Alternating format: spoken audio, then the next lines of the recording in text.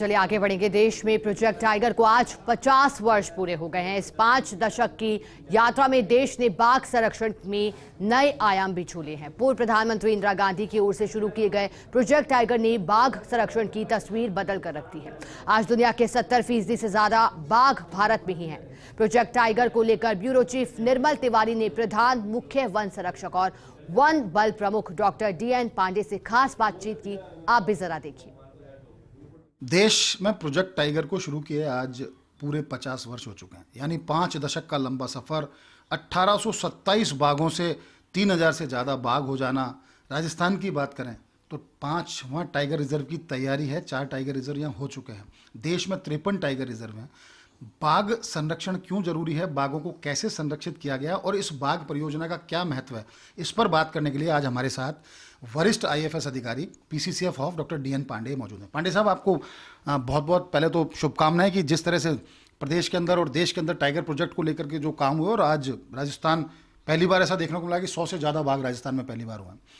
किस तरह से इन सबको कर पाए, क्योंकि आपका भी लंबा सफर रहा है, आप 4 दशक से आप इस डिपार्टमेंट से जुड़े हुए हो, लगातार आपने अपने तरफ से प्रयास किए हैं। किस तरह से पूरी यात्रा को देखते हैं और कितना जरूरी था बाघों का संरक्षण और बाघ परियोजना शुरू करना?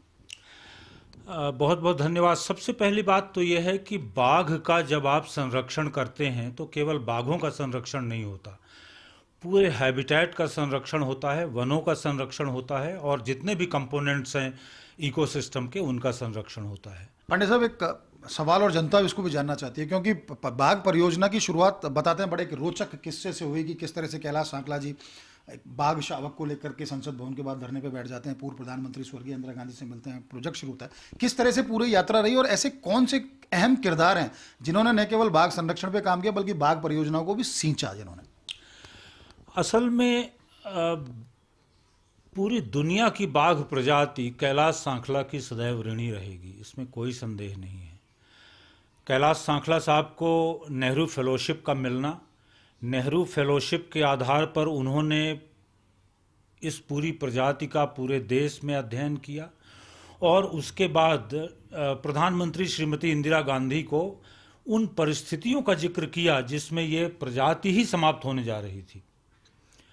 और ये एक ज़बरदस्त संयोग है कि उन्हें इस परियोजना का पहला डायरेक्टर नियुक्त किया गया और तब से इस परियोजना ने, बाघ परियोजना ने पीछे मुड़कर नहीं देखा।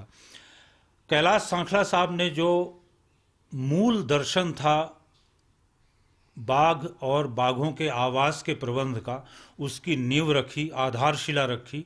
अच्छा पांडे साहब, बाघ परियोजना चूंकि अब 5 दशक का लंबा सफर हो चुका, आज स्वर्ण जयंती है उसकी, क्या मानते हैं कि आगे हम सही दिशा में बढ़ रहे हैं बाघों के संरक्षण को लेकर के राजस्थान की बात करें, या आगे इस परियोजना को और किस तरह से आगे बढ़ाना चाहिए? इसमें ऐसे कौन से नए एलिमेंट्स जोड़ने चाहिए, इसमें नई ऐसी कौन सी विधाएं जोड़नी चाहिए, नई तकनीक का किस तरह से इस्तेमाल हो? सर्विलांस सिस्टम की बात करें, क्योंकि आज भी, पहले भी पोचिंग होती थी, ये निश्चित बात है कि आज चूंकि अब बहुत सारे साधन संसाधन हो गए, हो सकता है कम हो सारी चीज़ें, लेकिन सरिस्का का उदाहरण हमारे सामने था, पन्ना का उदाहरण हमारे सामने था, मुकंदरा में भी पिछले समय इस तरह की स्थिति आई कि लगातार बाघों की मृत्यु हो जाना वहाँ पर।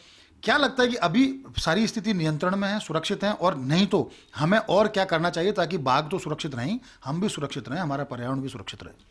देखिए, ये प्रश्न बड़ा गंभीर प्रश्न है और इसके कई राजनैतिक, सामाजिक और आर्थिक अर्थ लगाए जा सकते हैं, लेकिन एक वैज्ञानिक होने के नाते मैं ये कहूँगा कि बाघ आज भी उतने ही असुरक्षित हैं जितने पहले असुरक्षित थे।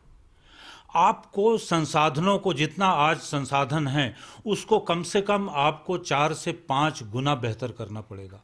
पांडे साहब, एक अंतिम सवाल और संक्षिप्त में उसका आपसे उत्तर भी चाहूँगा। वाइल्ड लाइफ टूरिज्म, तो हम कहते हैं कि वाइल्ड लाइफ टूरिज्म बहुत बढ़ रहा है और होना भी चाहिए, इससे वाइल्ड लाइफ सुरक्षित भी रहती है, लेकिन वाइल्ड लाइफ टूरिज्म न होकर के ऐसा लगने लगा है कि बाघ पर्यटन है ये, या लेपर्ड पर्यटन है। एक मतलब सर्टेन प्रजातियों को लेकर के इस तरह के ये पर्यटन की स्थिति बन रही है।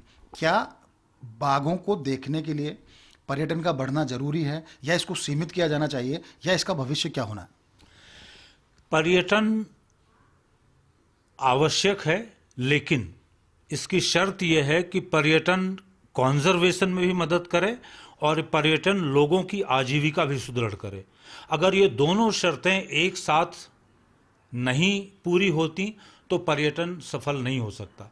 तो अब इसमें मुख्य बात यह है कि पर्यटन अति पर्यटन नहीं होना चाहिए, तो डॉक्टर दीप नारायण पांडे का साफ तौर पर कहना है कि आज चूंकि बाघ परियोजना को 50 वर्ष भी हुए हैं कि अगर बाघ हैं, बाघ सुरक्षित हैं, तो हम भी सुरक्षित हैं, पर्यावरण सुरक्षित है, वन सुरक्षित है। तो कोशिश ये की जानी चाहिए कि इन 5 दशक की यात्रा में जो भी एक जीस्ट आया इस परियोजना को शुरू करने का और परियोजना के जो परिणाम के तौर पर, उसको ध्यान में रखते हुए, उससे सबक लेते हुए हमको भविष्य में ऐसा करना है कि बाघों को संरक्षित तो करना ही है, बाघों के साथ साथ वनों को भी संरक्षित करना है और एक सुरक्षित और सीमित पर्यटन के साथ साथ आजीविका बढ़ाने, आजीविका को और सुदृढ़ करने के भी प्रयास इस दिशा में होने चाहिए। कैमरा पर्सन सुरेंद्र सैनी के साथ Nirmal Tiwari, First India news, Jaipur.